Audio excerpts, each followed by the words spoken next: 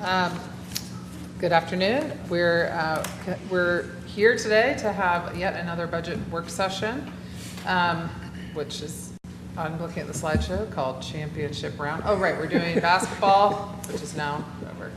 So I'm gonna hand it over to the city manager to begin this work session. Thank you, Mayor, and good afternoon. The mayor said yet another work session on the budget. We're getting close to the end of the process. So what we want to do today, I want to kind of begin with the end in mind. We want to follow up from the session that we had on the operating budget. We sent you also some information yesterday, and then we sent the information again along with the PowerPoint presentation. Toward the end of the discussion of the capital investment program budget as well as the enterprise funds, we'll have an opportunity to discuss that because I said it lightly and jokingly, but this really is our last session, so we wanted to talk about both. We want to share information about the CIP and the enterprise funds. Hopefully none of this information will be new or different for you, but we just wanted, again, to make sure we were all on the same page prior to the manager's budget submittal in May. And then receive any kind of direction on resource allocation, both on the CIP as well as the operating. And with that, I will turn it over to Barbara Wharton if you all don't have any additional questions. And I think I said your last name wrong, Whitehorn. Whitehorn? Yeah. Wharton. I said Wharton. I'm sorry. It's all good. Mayor, members of council, thank you for having me present today. Barbara Whitehorn, CFO. Our agenda today is to do an overview of the enterprise funds, then our capital investment program, and future considerations within the capital investment program. And then, as the city manager pointed out, we'll give you some time to talk about what we brought to you at the last work session. So, overview of enterprise funds. We have 6 enterprise funds: transit, the cellular center, water resources, stormwater, parking, and the street cut utility. So to start off, and I know you all understand this, but I also know that our audience is bigger than what's in this room. An enterprise fund is separate from the general fund, which is what we sort of talk about the most, where you have police and fire and administration and IT, all that stuff. An enterprise fund accounts for city functions that should be completely supported by fees. You know, they're called business type funds. So they're more fee supported and not so much tax supported. They provide a public service finance through charges to users or customers.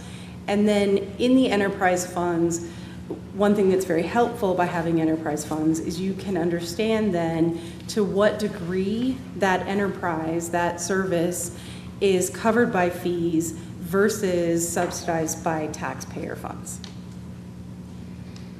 So we'll begin with transit. I'm studying Hebrew, so I've got some like weird little word things I'll probably do.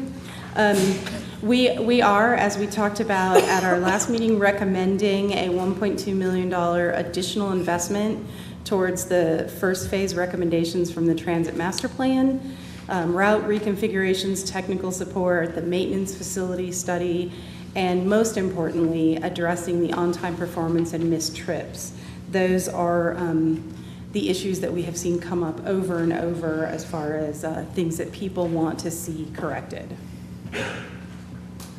So Barbara, on that, just really quick, the 1.2, my understanding is part of that is going to be implemented mid-year, is that right?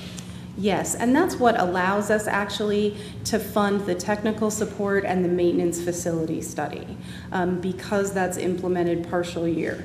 But then those 2 other pieces are one time, and so we're not sort of mortgaging next year for this year by setting it up that way. Okay, and I assume on the next slide you're going to show us the impact of it being a full year. Yes. And this slide is just really to understand the cost of transit for the city. In 2009, and we just went back, as far as I felt like pulling out CAFRs. And in 2009, the general fund and parking, I think at the time it was just the general fund, were adding about $1.1 million to transit for that enterprise fund to break even. Over the last 11 years, we've seen that increase from that 1 million to next year's estimate of 6.6 million. So the taxpayer portion of the transit support has gone up considerably, and then parking is now about 1.5 million of that. So Barbara, on this, just doing the math, so in the 2019, does the 2019 have, excuse me, so the 2020 includes the 1.2 million, is that right? Okay, Yes. so in 2021, that's where that 1.2 may be 2 million or something larger. Yeah, depending on what direction you all choose with the master plan and what we want to invest. Okay. Any other questions on transit before I move to U.S. Cellular Center? Okay. The U.S. Cellular Center Fund has a proposal this year to insource and restructure 4 positions. They're funding that with additional ticketing revenue, and they're also wanting to do that because the currently contracted work is hard to keep going and have consistency. So by insourcing these positions, they envision reducing turnover and enhancing customer service. And there is no additional general fund support to U.S. Cellular Center with that change. Is insourcing the same as having staff people that do the? Right, okay. right. It's I get taking that it's the opposite of outsourcing, but. Exactly. We're taking a job that is currently contracted to somebody else on the outside, and we're saying, okay, we're going to bring staff on board to do that. And that's actually one of the council goals, which is why we point out specifically the insourcing. Okay. Water Resources Fund.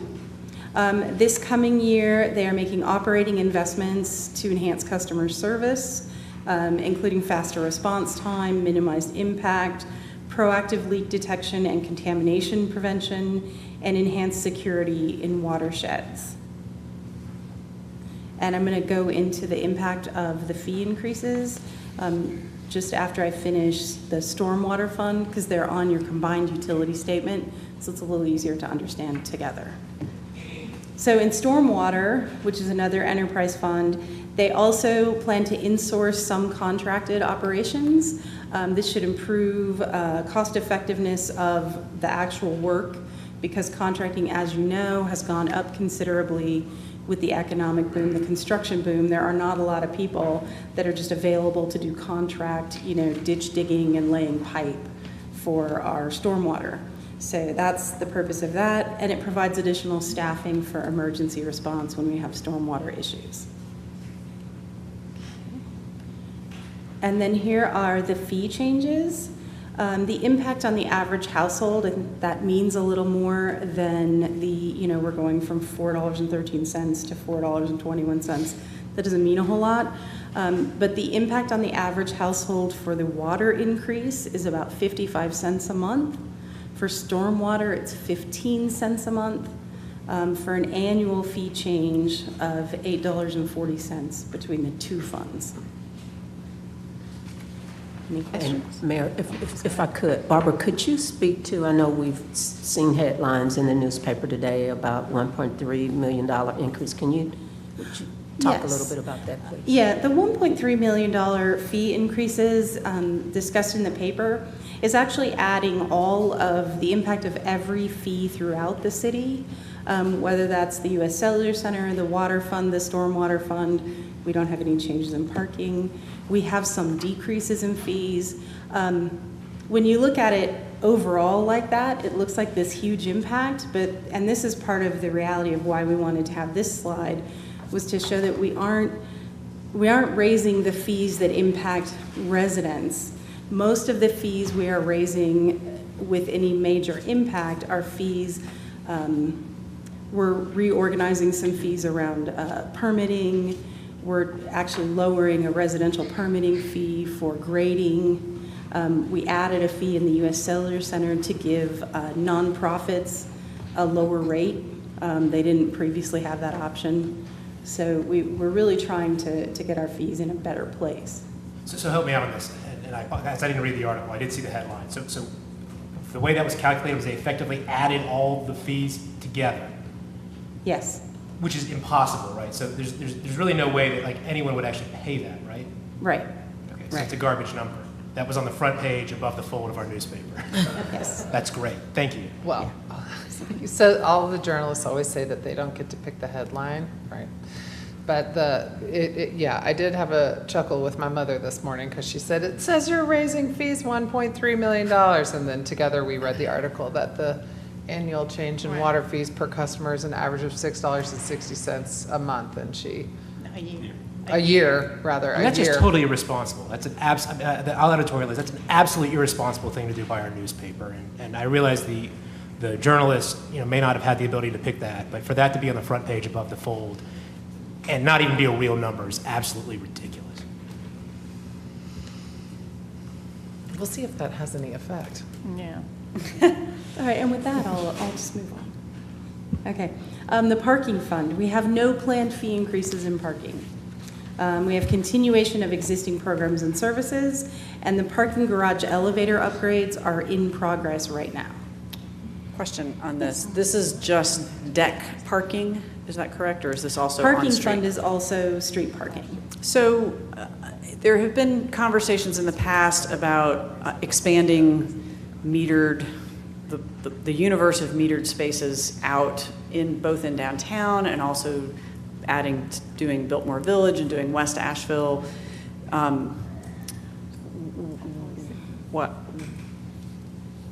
Why aren't we looking at that? Let me see if Ken is here. Yeah, I can answer that not very well. And should we? Why aren't we and should we? Good afternoon. I'm Ken Putnam, the Director of the Transportation Department. One of the things that we are definitely considering, all of the things you just mentioned, and we're trying to formulate plans, but one of the things that's hit the Transportation Department hard is all of the turnover that we've had in staff. Yeah. And we just recently hired a replacement for Harry Brown, who retired, and he'll be starting on Monday. That's our new parking, that's our parking That's the guru. Parking Services Division Manager. And what we're trying to do, we're to get ready for this expansion, we're going to have to look at really expanding the entire department, because as I've shared with you before, if we were to extend the enforcement hours, then we'd have to have more parking enforcement officers just to handle that. If we decide to move into another area, Biltmore Village, West Asheville, whatever, we're going to also have to add the enforcement side to that. So we've kind of lost the opportunity, so to speak, to raise fees and not have an expense side. Got it. And one of the things that we'll have to figure out, as an example, if we were to do it in Biltmore Village, then obviously it would be, we would either do excessive enforcement or we would have time on our hands if that's the only area that they concentrated on. So when we pick that area, we need to also pick another area that's close by, so they could do enforcement in one area, move to another area, and back and forth throughout a given day. So those are the things that we'll be doing, but we just needed more time to get it started. Okay, great, thanks.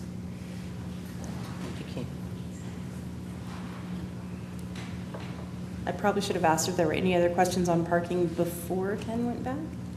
Anything else? Okay. The street cut fund, this fund is different than the other enterprise funds, because what this is really for is when a utility like Duke needs to go in and make a cut in our street to repair one of their lines. This fund actually goes out, fixes it, the people in this fund, and then we bill the utility for that. So this isn't a fund, while we do budget this is not a fund that has any fees associated with it. It's simply we charge you for the work we had to do to fix what you broke, basically. Okay, that is it for enterprise funds. Any discussion or questions?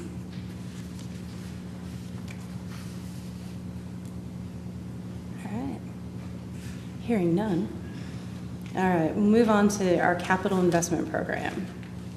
So to start with, what is a capital asset? And again, I know you all know this, but to speak to our broader audience, capital assets are things like land, building and improvements, infrastructure, which is like streets, sidewalks, pipes, if you're looking at water, equipment and machinery. It's like big things, more than $50,000 items. That's our threshold. And then why is capital separate from operating? The scale of the investment when we do capital is often much larger. We have a longer time horizon, and we use debt. And the reason we use debt is that generally we are having a project that, say we're putting a new street in, and that street's life is 20 to 30 years before we know we're going to have to redo it. Then we use debt that's paid off over 20 years that aligns with the life of that asset, of the street. So capital budgeting is significantly different than operating budgeting, which is a year to year covering your operations. Capital planning is planning over the long-term replacement of your major stuff in the city. And it's always project-based and not program-based, like say the general fund, you see programs like in Parks and Recreation. This is project-based. So capital budget funding sources, I know you all have seen this before. This shows the shift in how we are managing our capital investments. In the before 2010, we were using essentially pay-as-you-go money that we had sort of extra in operating, and we were financing very, very little. In 18-19, we are using almost no pay-as-you-go money. We are financing, and then intergovernmental are grants that match some portion of what we spend. And what this allows us to do is spend more and time the payments with the life of the assets, as I just discussed. So we have a much more robust program than we had 10 years ago.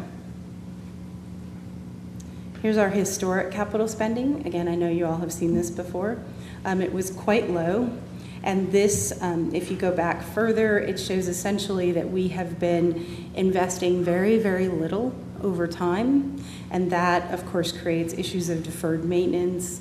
And, so now we're ramping up because we have a lot of stuff going on with the general obligation bonds and our other capital projects. Any questions about that before I go on to current status? Okay. So projects completed in the last 5 years, and I'm not going to read this to you. It's really just there so that you can see what we've completed and how much we've completed in the last 5 years. And these things are all done. These are projects that are currently under construction. And then projects in design is an even longer list. And we have quite a few. So we have a lot of capital work going on all over the city and a lot of staff time dedicated to making sure that all of those things happen in a timely manner and in budget. So Barbara, offline, on slide 23, for example, is there a place somewhere where you all have, maybe not the budget obviously, but the capital projects, where you kind of have milestones and things like kind of planning time? So, we don't need it here at this council or at this meeting, but for example, in the sidewalk projects, there's kind of a tentative schedule by which that things would be complete. I see the city manager nodding. Okay. Yes, and we actually time out all of the cash flows according to, and quarterly we update according to what the engineers in the capital projects department tell us, where things are and how much money has been spent and what they believe the timeline is. And we drop that into our financial model so that we can understand when we need cash and be sure that we've got it. Thank you. Absolutely. Whoops, wrong way. And then projects in planning, we have quite a few of these. And of these projects, the only one that is not a general obligation bond project is the Cox and Lexington. But the rest of them all fall within the 74 million GO bonds. So we get a lot on our plates. So maintenance projects currently underway. We have the Art Transit Center renovations, Shiloh roof replacement, City Hall, boilers, asphalt preservation. That was the best picture I could find to sort of demonstrate asphalt. Pretty good. You know, I think it's a pretty good one for asphalt preservation. So we've got a lot of maintenance projects ongoing as well. Anything about that before I go on to challenges and opportunities? You like how we put that, challenges and opportunities? So funded versus identified needs, and this is something we've discussed in the past as well. Our current CIP total from 20 to 23, I mean, obviously that shifts year after year, is about $60 million in investment. The additional requests from departments were $330 million. So we have total identified needs of nearly $400 million. And over time, a lot of this is due to the deferred maintenance that went on for decades, long before y'all were on council and before we were here, I was here. We delayed investments, and it's increasing costs now. Ideally, routine maintenance extends your asset life. Like what we're doing right now in the parking garages is some capital maintenance to ensure that we can get many more years of life out of them, rather than letting them fall into disrepair and have to replace them altogether. So that's an example of really good routine maintenance.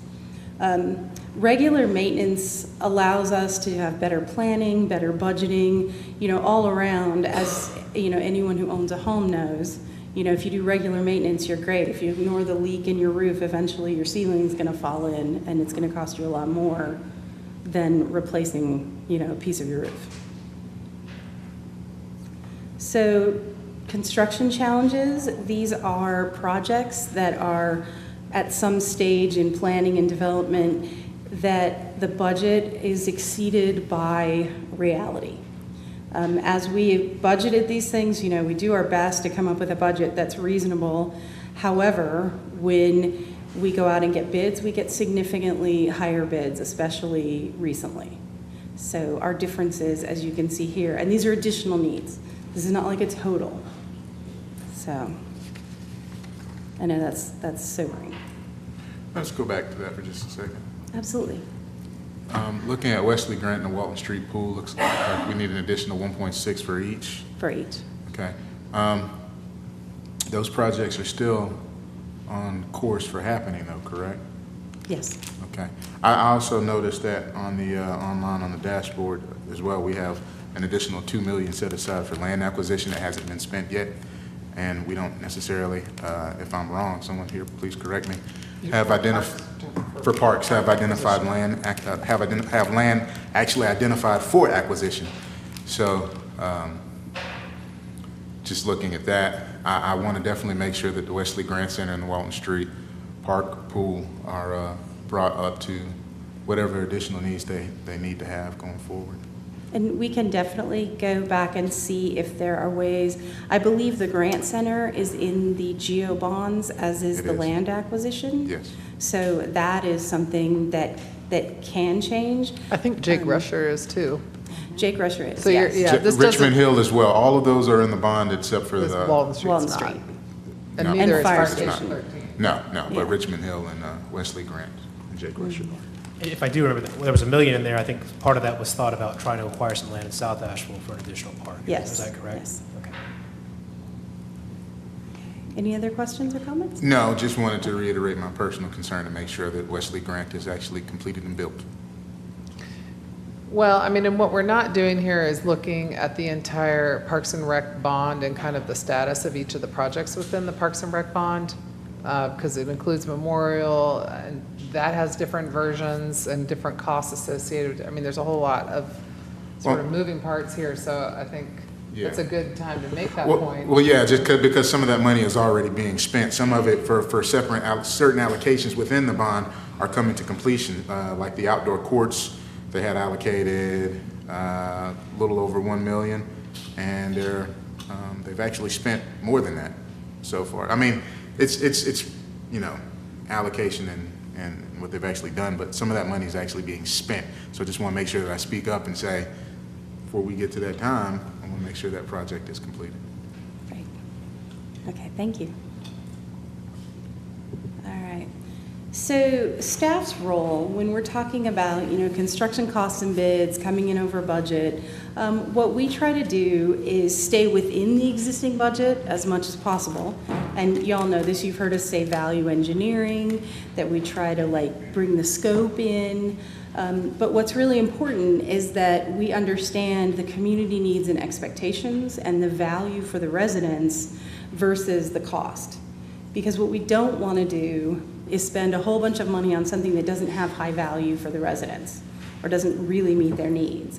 But then we don't want to not complete a project to the level that the community expects. So striking that balance is a challenge, but I think it is a critical challenge for staff to ensure that we're meeting community goals whenever possible. Any questions about that? So proposed fiscal year 20 capital improvement plan investments. So ongoing allocations, and these are our maintenance allocations. So we have quite a few of these. These are not new. Some of them are slightly increased, but they are not new allocations. They're allocations that we have annually to ensure that we at least have a baseline of capital maintenance ongoing. And the proposed project additions are the $8 million needed for Fire Station 13 and increasing the computer replacement allocation to $500,000 a year. Yes, ma'am. How many computers does that buy? A lot. I don't know. Was Jonathan there? Can you speak to the computer allocation?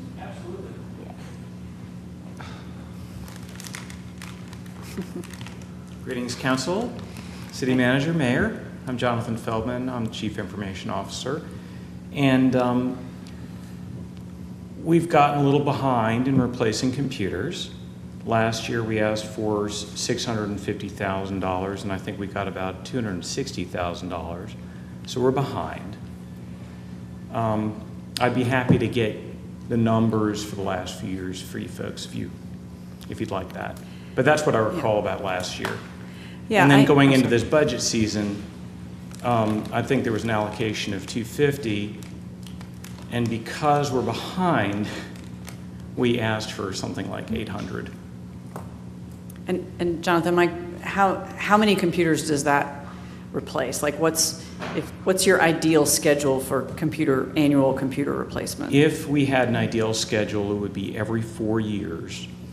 Every computer, we would divide it in 4, and then every year we would replace 25% of the computers in the city. And there's roughly how many is that?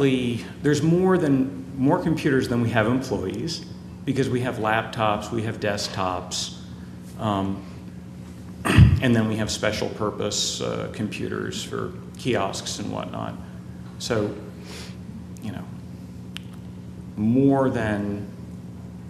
certainly more than like 1,300 total computers, yeah. So when we're talking about quarterly, we're talking 300 computers a year in general. We're talking about once every 4 years.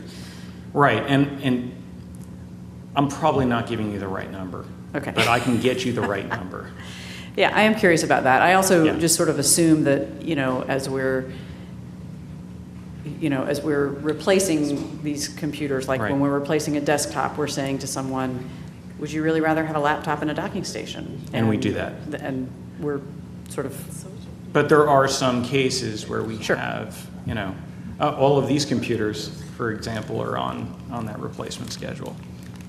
Right? They're So, okay, thanks. thank you. On the fire station, what does the first bullet mean? I can read the The words. social determinants of health. Okay, that actually speaks to and is thought here? Oh, then I am just gonna hand that one over. And Fire Station 13, is that the new fire station in North Asheville? Okay. It's now going to cost $11 million. Yes, ma'am. Yeah, so, Scott Burnett. No, this is additional. We already have Oh, I see, that's 3.8 right. set aside. So Scott Burnett, Fire Chief. So that speaks to, the social determinants of health speaks to how that fire station specifically will address those needs in that area and other areas of the city surrounding that. So the last safety net for healthcare is 911. And so that specifically is talking about that. It's also talking about injury prevention. Everything that determine folks' outcomes when it comes to their health. Those determinants, what that void addresses. So, This is because fire is a first responder for a heart attack or Correct, any yes. kind of medical event. yeah, and then also. Life-threatening emergencies. Yes, ma'am. Does the cost, do you know what's included in the 11 million estimate for the fire station? Sure. So that would include space for an engine company and a battalion chief, and also space for the future. If we ever needed to put an additional company, there would be space for that. There will also be space for a police substation. There would also be space for an emergency operations center. So when we go into that EOC mode. Okay, so it's a lot more than just a fire station. Yes, ma'am. It's kind of more of an emergency response hub. But when you say space, you mean just the land, not actually building the structures? No, it would be, That's turnkey, included. yes. Okay, I see what you're saying. Yes, ma'am. So it's more, to call it a fire station, maybe we need to call it like a Public safety. first response, Sure. facility Sure. or something. It meets many of our current unmet needs related to public safety. And if we needed to, could it be staged? I mean, could we do, 1 year do the fire station piece of it and then, you know what I'm saying, Add build on it the police at, station later. yeah, or something like that? That would increase the cost significantly. Right, because we're not doing all the construction at one Right. time, so.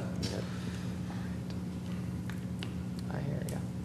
And when we first talked about this fire station, did we know that it was, did we plan for it to be that larger kind of facility, or did we think it was just going to be a fire station? Sure. So, the budgeted cost was an unknown. The last time we built a fire station was 12 years ago.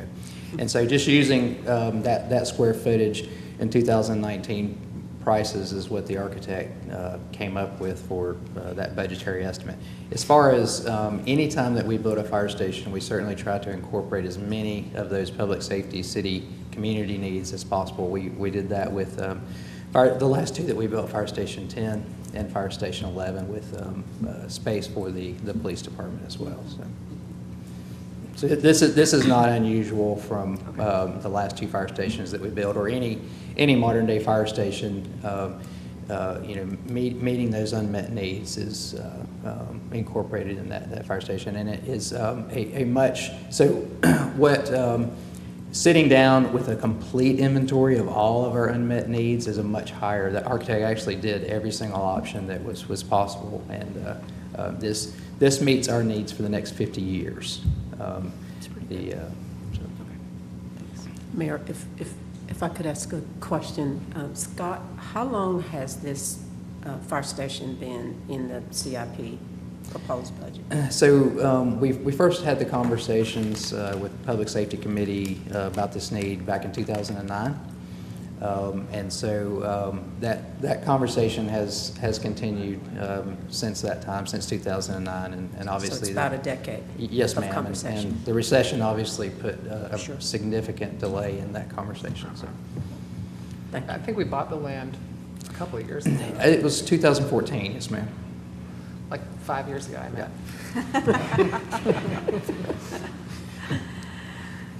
Any other questions? Thank you.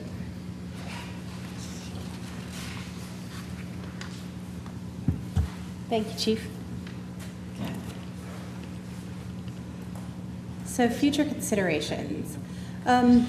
I think this is a great chart that the fabulous budget team put together. Shout out to the budget team. Our actual spend that we anticipate between 15 and 24 is here in the blue. And then the green is our not planned but needs that have been identified. So we know that the reality is our current capital plan, as robust as it is, and it certainly is, especially in comparison to what we were doing 10 years ago, still is not meeting the needs of the city. Well, and to be fair, there was green going back too. You just didn't draw it in. That's correct. Yes. I mean, in Oh, yeah, prior it could years. have been green. Pretend there's green Yeah, we could have probably stacked go on back to the top. 80s, you know, Yeah. yeah, no. Yeah. So what this really tells us is that we need, as a city, to have an ongoing bond program. And I know this is a discussion that we have had before, but additional investment in capital is really essential to providing our core services, and that routine bond program addresses the gap between the investments and the resources. And as we develop a program over time of routine investment, then we're able to catch up on the deferred maintenance and stop deferring maintenance to the future. So it's basically setting up a program where we are not deferring to people 20 years from now the issues that we could address today. And Barbara, can you talk about what you mean by a routine? Like how that kind of works normally in a for Yeah, a city of our routine size? can vary a little bit, and actually I think, here we go. These are GEO bonds issued by other cities. Some cities have a routine general obligation bond issuance, which are the referendums that go to the voters.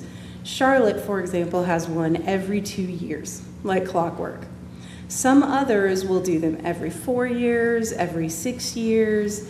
And one thing that is not included here, because it's a little harder for us to run down, is that when you have GEO bonds, after they're all issued, you have the opportunity to issue what are called 2/3 bonds, which is an additional amount on the same authorization that you get from the voters. So that's not included here. But most cities have some kind of routine debt issuance that they take to the voters. And they say, you know, Durham, for example, went 7 years between these, but likely in between there, they had other forms of debt and 2/3 Lobs and bonds. sobs. Right, lobs and sobs, limited obligation bonds and special obligation bonds. But these are just the ones that went to the voters. But you can see that each of these cities has some kind of, you know, trend, like they're going along and doing things. The only one that we don't really have a big trend for is Greensboro, for, you know, what they're doing in between. We could probably find out exactly. But having that, especially that general obligation bond, consistent schedule is really important because that's your least expensive debt. You know, it's the debt that we get the lowest interest rate on. It's voted on by the people, which is always positive. And it really does get you in a place where over time, as you bring on new debt, when you say, okay, we're going to issue another 50 million in bonds, voters, how do you feel about that? Hopefully at the same time, you have older debt rolling off, so you don't see these incremental tax increases.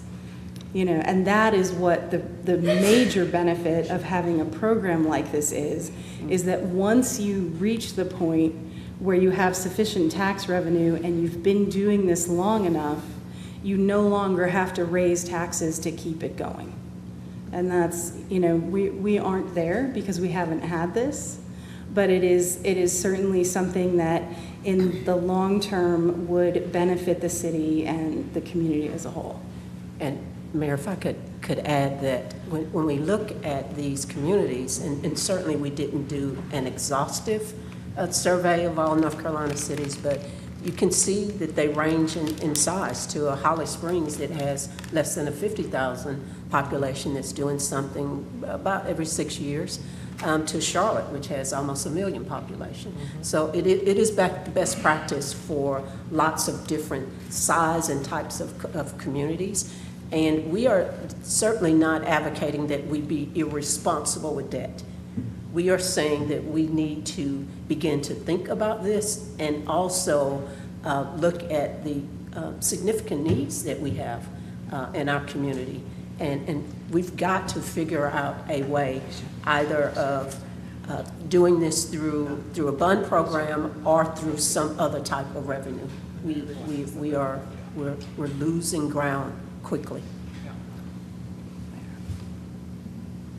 Any questions?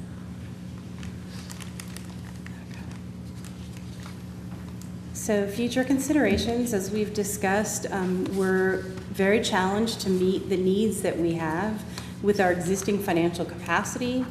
As we just discussed, a lot of communities use the GO bonds on a regular cycle. And then a regular bond cycle with new revenue streams would provide the opportunity to address a lot of the city needs that we see every day. Okay, discussion, questions? So I think under the state law change, and I can't remember what year it happened, any future GO bond issues would have to be on an even year ballot. So I think the soonest we could do it would be a 2020 Right. ballot, correct? Yeah. And what would you anticipate, Deborah, in terms of, sort of this council making some sort of affirmative statement that, yes, we'd like to get on a regular bond program. Let's see what it would look like to maybe do it every 2 years, or do we want to, I'm trying to figure out how do we not have the conversation anew every year or every 2 years about whether this is something we want to do. We actually would like to bring back some analysis so that we can demonstrate that this is the capacity, this would be the year in which we think would be appropriate, and if there is a tax increase or an impact on our taxpayers, we want to be responsible with that in terms of when we would make that recommendation, and look at it in totality of other fee increases and all the other things that we need to do operationally. And could you project that out beyond 2020, or is that just not realistic? Oh, absolutely. Definitely. You will, okay, yes. We currently project out to about 2040 with our existing debt, and we would drop in all of those issuances with approximate spending. Great. And that's like overly technical, but I get really excited by this model. So. Okay. Anything else? I've got a question. Can we go back to the capital planning and budgeting slide? This one? No, it's Further. back a little bit further. No? That one? Nope. Let's see. Was it the definition? Or? Yeah, it's fine. You don't have to reach it. I'll just ask my question. So under that, the building and improvements, under certain assets that we have, I have some specific questions that pertain to going into this year's budget, but also some decisions that we might be making in the next couple of weeks that may affect it as well. I had some questions out about this U.S. Cellular Center, and I don't know if you all got those, but would like some answers on, over the last 5 years, how much the city has actually spent on capital improvements for the U.S. Cellular Center, and what did we spend this last, and they don't have to be answered now, but just want to put them in memory, and I've got them out on email. And can we get a list of improvements that are still pending that require funding for the U.S. Cellular Center, excluding Thomas Wolfe, and what the cost of those would be, and then how much is being budgeted, how are those projects being planned to be funded? And there were some other things, but they don't pertain to this fiscal year, but it would help to know some of those things, and I'll resend the email Yeah, to thank get you. question I appreciate answers to that. those. If I Plus, it's going to be able to help me make a decision in the next month or so for May something else. 14th. Oh, okay. And I can't remember the last time we saw the chart, the CIP chart, but can you The send great that big around? one? The Yes. great big one? Yes. Or put it in our boxes or something? That'd be great, thank you. All right. If there are no more questions? Okay, this is what we brought to you at the last work session. We just wanted to put it in front of you again and see if you had any particular items that you say, please no, please yes, include this, before Deborah submits her final Yeah, proposed budget. And I think specifically you all asked us for more definition around what the actual, for example, the positions, what those individuals might be doing. I think you asked us, or maybe not specifically, we did include scope of, say, for the new solid waste reduction master plan and Haywood plan. So we did just some specificity around those items, as well as the small business training. I think, Julie, you had quite a few questions on that one. Yeah. Hopefully we clarified. If not, we'll go back and see if we can clear up any additional information you all may want. I think my question on the small business was just, have we talked to any of our partners that we're already funding to see if this is something that they can do in the context of the work that they're already doing with small businesses? And I think that as part of that definition, we would be working with partners, and I think the training is specific to working with the city. Sam, could you clarify just to make sure I didn't misunderstand? Thank you. Sam Powers, Community and Economic Development. Yeah, we are looking, as you know, in the first year of implementing the recommendations of the disparity study to try and get started. We looked at and talked about what capacity looked like, and there are really three kind of program areas that we wanted to concentrate on without having to go into looking at increasing FTEs, at least in the first year. So one of the things we're looking at doing is a program that's been successful in Charlotte, where we work to bring in a potential consultant, train the trainer, who then would go out and work with additional small businesses and work with our partners such as Mountain Biz Works and Self-Help and the Carolinas Small Business. So those are some of the things we're doing. Another area that we want to look at is bringing in a resource panel of small business entrepreneurs, see what they can contribute to the recommendations. And part of our challenge, and one of the things we're looking for, frankly, there is if you're someone who is a well-established business, and we're saying, could you come and give us your Thursday afternoons for the next 6 months?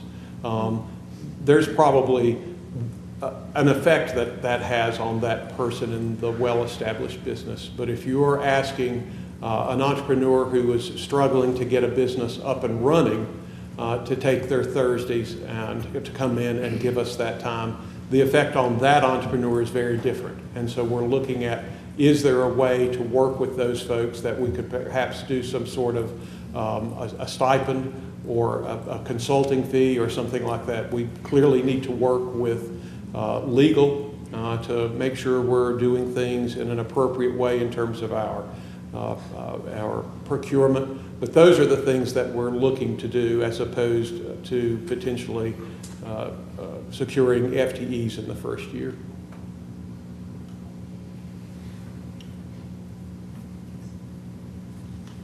Thank you. We're Rosanna Mulcahy. We're always happy to meet. If folks, after today still have questions as the budget goes along, we'd be happy to sit down with you and talk about how we're moving forward.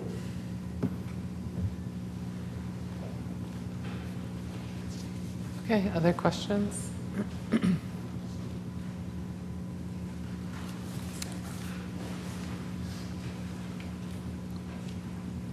All right, well, that wraps us up for today. If y'all don't have any further discussion, here we are today on the 9th. Tonight is the adoption of fees and charges. There'll be a new business for you tonight. Then you will receive the manager's proposed budget on May 14th. We will present that. And then the budget public hearing is on the 28th, and adoption, June 11th.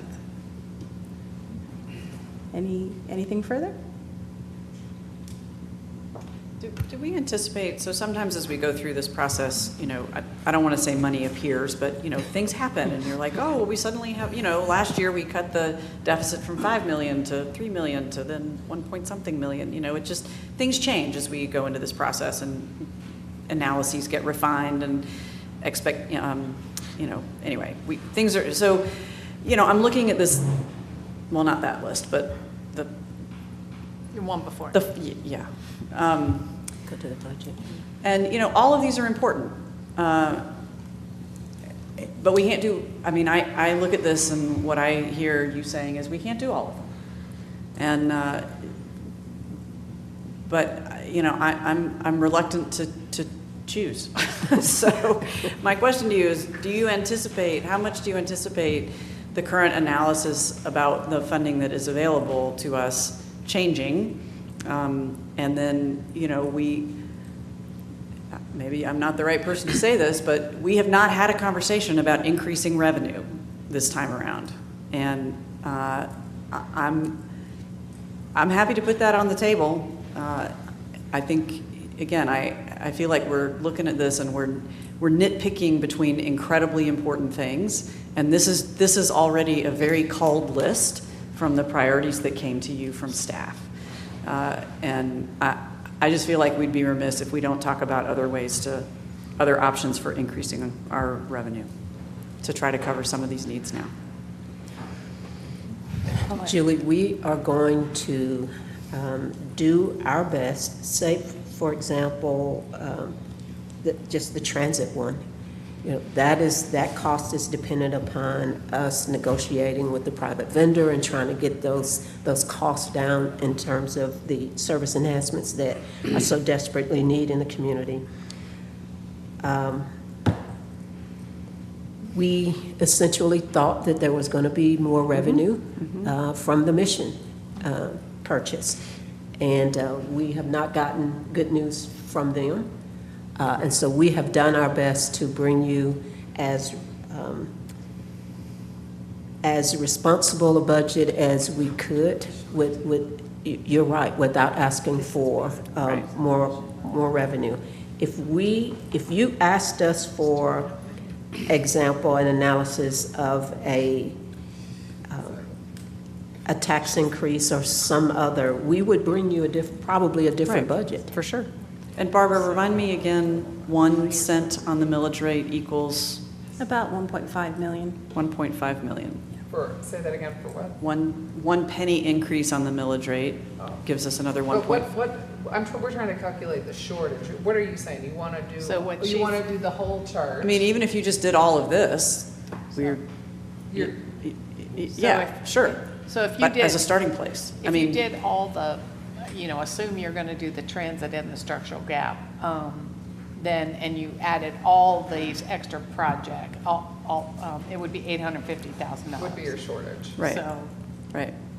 And then, this, like, I don't know, for instance, whether. Although some of this is, the 850, there is the solid waste, the Right. master plan's a one-time. Right, there's some And the one-time. Haywood Haywood. camp is it's a always going to be one-time. one time. Except that may not, that amount may not cover the whole thing. No, it doesn't. And then, and then, We have the other funding The- from another, This is just the part not that's the covered. part that's the gap. Can we wait until we get a little closer and see if we've got any, Well, I was going to say sometimes at the end of the year. Right. Or as we get Something to becomes after the available. third quarter. that's we what I are, said. Sometimes money shows up. We are ahead of budget, and sometimes we apply that positive to some one-time charge, some one-time things. So I think one of the things Julie's asking is, where do you think you're going to land by the end of the year? Well, the last time I asked Because the last that- time we were a little bit ahead. are we still ahead? We Tony's about to usually jump are. But out we of were, the- we were ahead, I'm but it was gonna- going to make us, it was simply going to bring our fund balance back up to the percentage that we wanted it to be, Correct. is my Exactly. recollection. Is that You know, we've gotten a couple more months of data since we last gave you guys the financial forecast, but we haven't seen any major changes right now that would lead us to believe we're going to have a lot more fund balance available than what we indicated at the retreat. And I think I said this at the retreat, 15% fund balance. I mean, that's good for a city of our size, but quite frankly, 18, we would be more comfortable with 18. I shouldn't say, well, we, collective, the organization. And I say that because it is a rainy day fund. And with the economy progressing the way that it is, It I could don't rain. know within, it could storm. And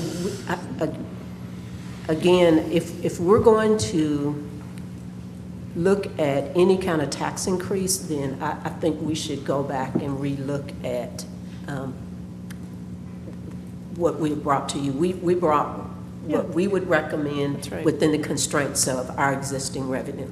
Sure, I mean, there's no shortage of Needs. you've got the next 10 things on the list. You know what those are. Oh, yeah. Be they plans, positions, or projects. That's correct. So, I mean, I'm not worried that we can't fill that gap. I guess, my question is really more toward us up here are people willing to, do people want to look at that? Do people want to entertain that? I certainly would be You're talking willing about to. increasing taxes? I am talking about increasing taxes. I think I stated what I felt at the retreat, so I wouldn't be one of those people that you're looking toward. I mean, to me, when you're talking about covering an $850,000 gap and you've got a couple of one-time pieces in there, that seems like a sledgehammer where we need, Well, I don't look at it as just an $850,000 gap. I mean, again, these are the top, 1, 2, 3, 4, 5, 6, 7, 8 things that have bubbled to the top as super duper priorities. But there's 50 things that come in below this, and certainly the next 8 or the next 10 could, for many people, would be equal priorities to these. And I mean, we are also looking ahead at this structural deficit that we have, that we keep escaping, but at some point we're not going to escape that. And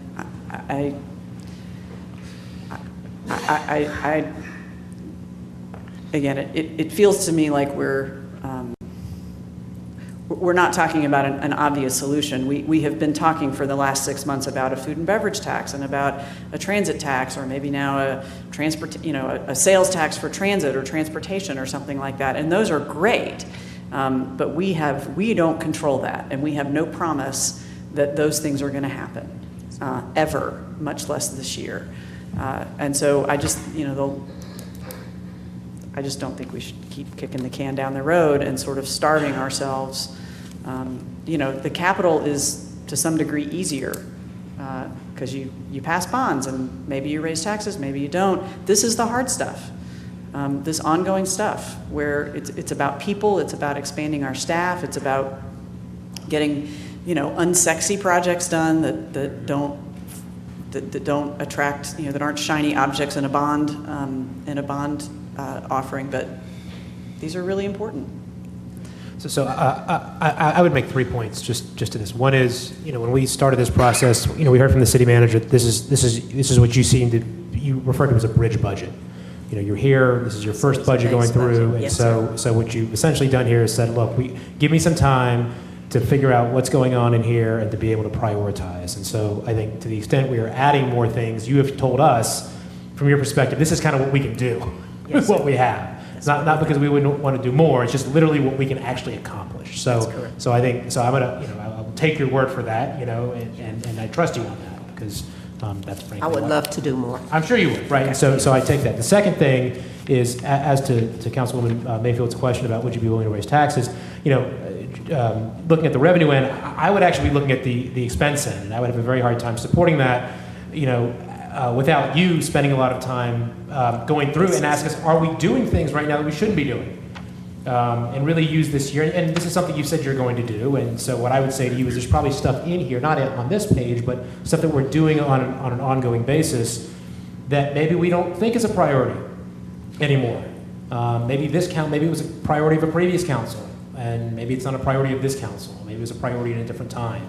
And to the extent that means redirecting resources and otherwise to be able to fund some of these things, I would be for that. But given that this is a bridge budget, it's a hard time for me to say we want to add more revenues when we don't have the answer to that question.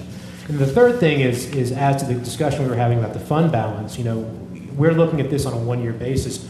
Going forward, those of you who are following, what the New York Fed says, I know a lot of you are doing that clearly.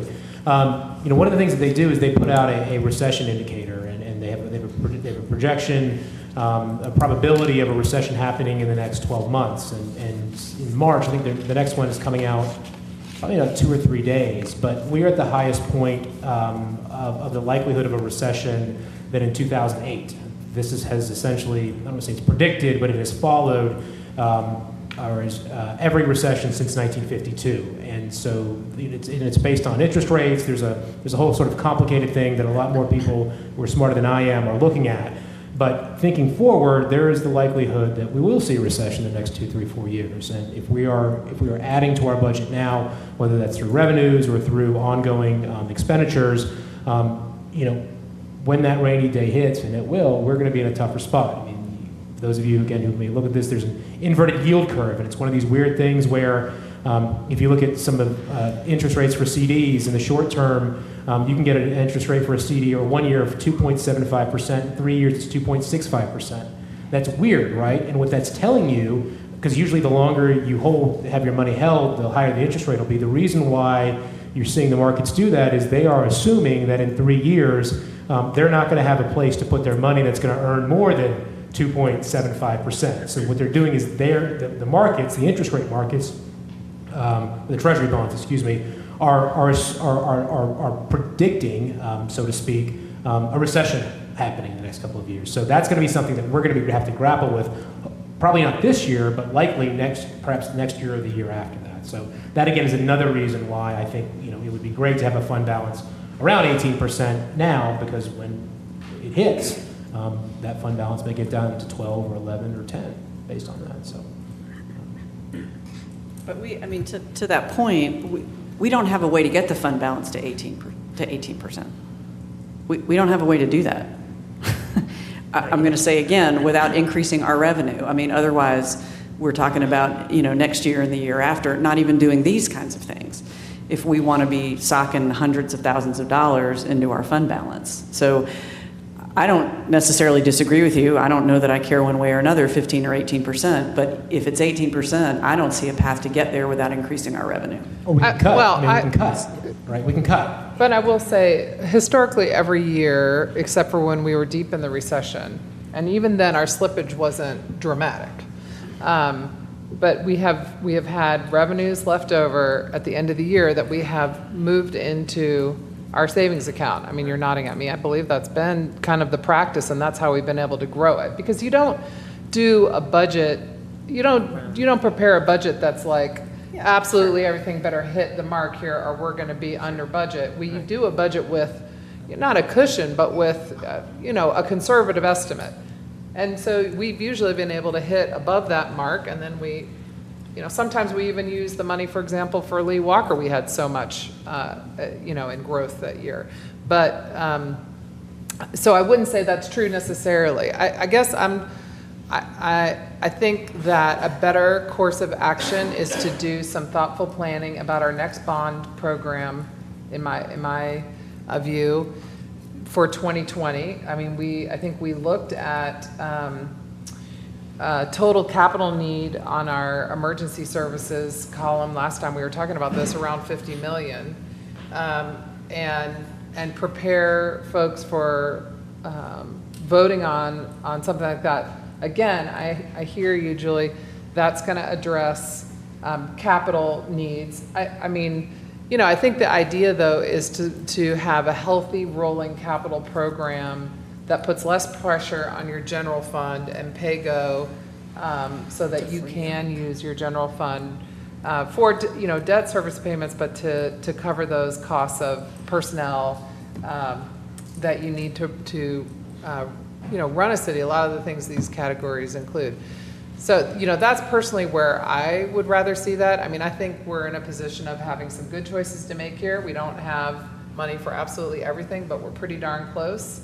And I do share the concern about capacity. I mean, I think we have a tendency to get very excited as a council and want to fund every project we can possibly think of, but the staff may or may not have the capacity to do that. I mean, we have had that happen already. So I'm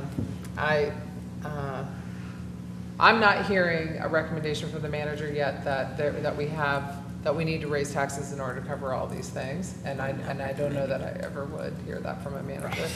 Although we did raise taxes before the bond program. I believe is around 3 cents, and I believe 2 was actually dedicated to deferred maintenance, and that wasn't enough. But we knew that at the time. We were just trying to grow the program. So I would look forward to the manager's budget, but if the manager is looking for feedback from council members around any appetite to raise taxes, I don't have that appetite this year. I do have an interest in looking to see if we can develop our next bond package.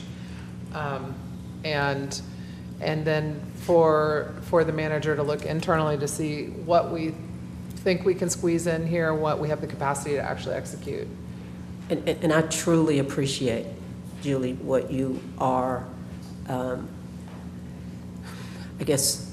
concerned about in terms of these are some things that we truly desperately need in there, and they are good projects, things for us to do.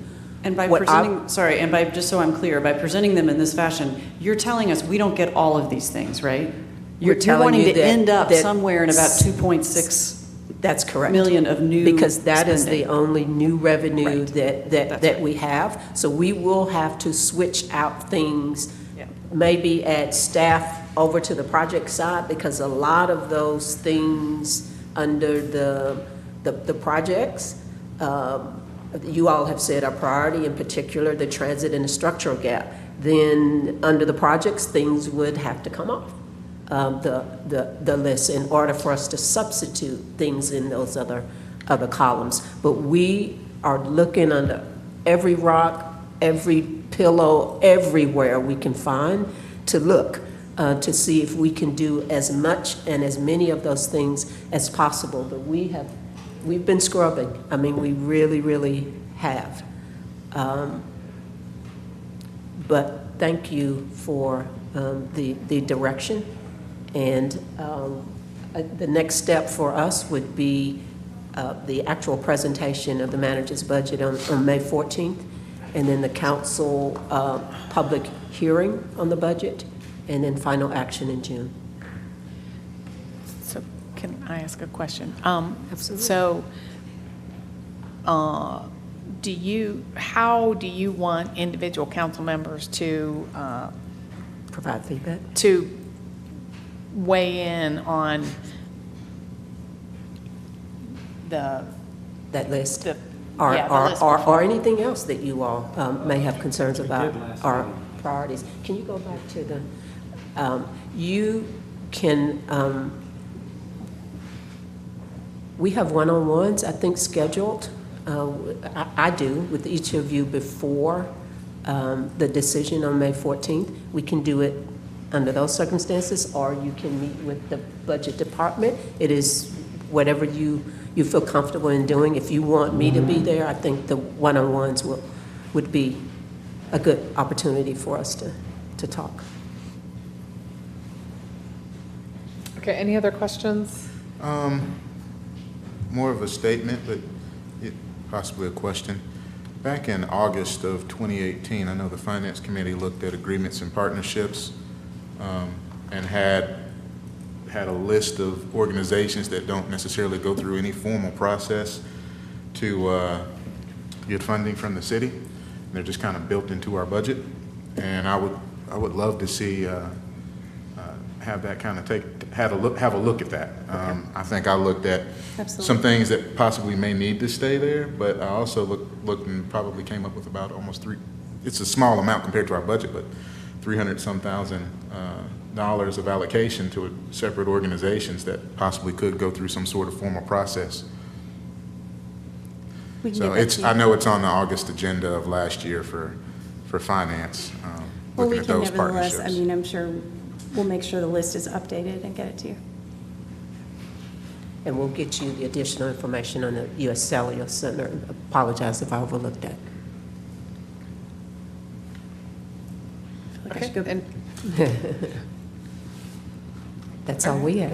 all right, thank you. Thank you. Thank you. All right, that concludes our work session, and we'll be back in here at 5 for our regular council meeting.